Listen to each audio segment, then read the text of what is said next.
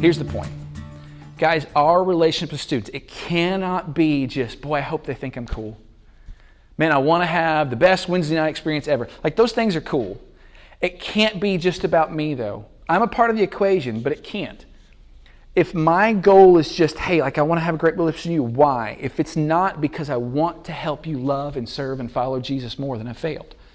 But if I can leverage that relational equity that God has given me to help them love and serve and follow Jesus more, then I believe with all my heart it will be found faithful.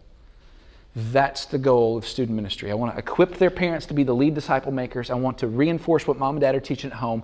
And I want to be in a place to where if and when that kid someday does run away and has done something really, really stupid, they know they can call home to TJ.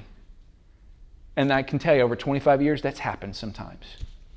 Not often, praise God, but just enough.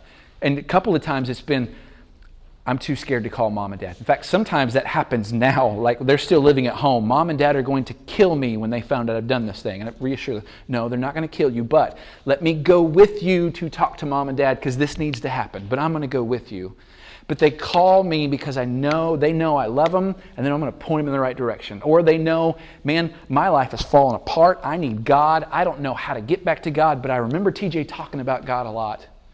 And I remember all those scenarios that we went through. That's why I've got these memories in the first place. So I bet I can call TJ or Facebook TJ or whatever.